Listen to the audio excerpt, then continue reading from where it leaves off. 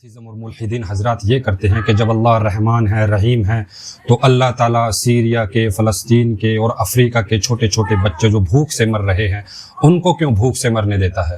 بڑی بڑی بیماریوں سے مرتے ہیں تو یہ دنیا میں بیماریاں آتی ہیں، کیا اللہ ان کو بیماریوں کو روک نہیں سکتا؟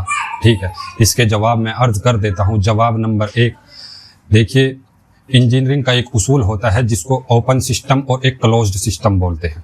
ٹھیک ہے، دیکھیے جب انجینئر کوئی مشین بناتا ہے تو وہ اس اعتبار سے بنائی جاتی ہے کہ اس کے اندر را میٹیریل کیسا ڈلے گا، کتنا ڈلے گا اور کس طرح کا ہوگا، ٹھیک ہے، اور کس ٹائم ڈلے گا، یعنی یہ ساری چیزیں دیکھتا ہے اور پھر اس حساب سے وہ آؤٹ پٹ بھی تیار کرتا ہے۔ ٹھیک ہے، اسی طرح میرے بھائیوں دوستوں، دیکھو انسان کو اللہ نے، سب سے پہلے یہ سمجھے، انسان کو اللہ نے دنیا میں جو بھیجا ہے، ٹھیک ہے، وہ آؤٹ پٹ کے اعتبار سے بھیجا ہے، ان پٹ کو نہ دیکھے۔ ٹھیک ہے، اسلامی نقطہ نظریہ یہ ہے کہ ان پٹ کو نہ دیکھیں، مقصد جو ہے وہ آؤٹ پٹ کا ہے۔ تو یہ ساری چیزیں، مشکلیں، پریشانی، یہ سب ان پٹ میں شامل ہے، اصل آؤٹ پٹ وہ آخرت ہے۔ ٹھیک ہے، اور چونکہ ملحد لوگ جو ہے آخرت کا انکار کرتے ہیں تو ان کو تو یہ بات سمجھ میں نہیں آئے گی۔ ٹھیک ہے، تو وہاں تک تو مسئلہ ہی حل ہو گیا۔ اب اسلام کا نقطہ نظریہ یہ کہتا ہے کہ آخرت ان سب اعمال کے لیے بنائی گئی۔ اور دوسرا جواب یہ ہے کہ آپ دیکھیں گے اگر کوئی انسان، کوئی فلم ہو، 3 گھنٹے کی فلم ہو اور اس کو اگر کوئی صرف ایک آخری سین دکھا دیا جائے، ٹھیک ہے، فلم کا ایک کلپ دکھایا جائے اس کو، اور کلپ ایسا ہو کہ جس میں ہیرو جو ہے وہ ویلن کو مار رہا ہے، تو وہ انسان یہ کہہ سکتا ہے یہ تو بھائی ظلم ہے کہ اس ویلن کو مارا جا رہا ہے۔ تو پھر اس کو کیا کیا جائے گا؟ اس کو پورے مکمل 3 گھنٹے کی فلم دکھائی جائے گی اور کہا جائے گا کہ بھائی اصل پس منظر یہ ہے۔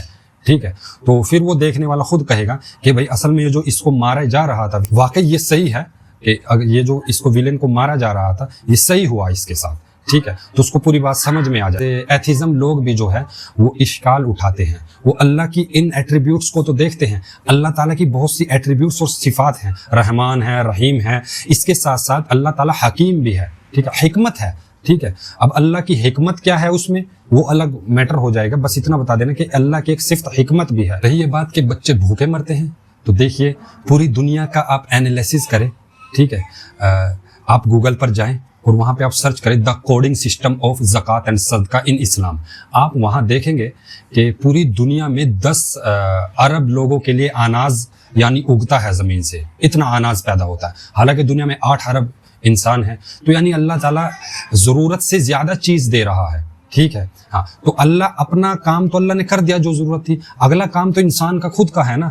تو آپ کا یہ اشکال ہی غلط ہے کہ اللہ بھوکا مرنے دے رہا ہے، بچوں کو کیوں بھوکا مارتا ہے؟ ٹھیک، اللہ تو آسمان زمین سے نعمتیں نکال رہا ہے نا۔ ٹھیک ہے، اور زکوٰۃ کا لگانے کا مقصد، صدقہ دینے کا مقصد اسلام میں اسی لیے ہے کہ وہ غریب لوگوں تک پہنچے۔ ٹھیک ہے، یہ انسانوں کی بدعملی اور بیکار سسٹم کا نتیجہ ہے کہ وہ بچے بھوکے مر رہے ہیں، نہ کہ وہ اللہ کی طرف سے۔ ٹھیک، اب دیکھ لیجئے کہ ایگزامینیشن ہال ہوتا ہے، ٹھیک ہے، اس میں ٹیچر جو ہے کسی بچے کو فیل ہونے والا ہوتا ہے، وہ غمگین بھی ہوتا ہے، اس کے پاس کچھ سمجھ نہیں آ رہی ہوتی ہے کیا لکھے وہ پیپر میں، ٹھیک ہے، وہ رو بھی رہا ہوتا ہے۔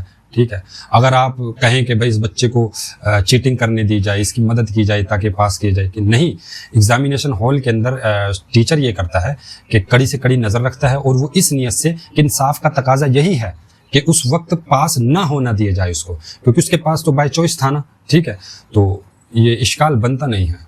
اللہ تعالی ہم سب کو عمل کی توفیق نصیب فرمائے۔ ایسے لوگوں تک جو لوگ ملحدین کی چپیٹ میں آ رہے ہیں، ٹھیک ہے، ہزاروں نہیں لاکھوں سے باہر ان کی تعداد نکل چکی ہے، ان تک ان جوابات کو، ان سوالات کو پہنچایا جائے، ضروری ہے۔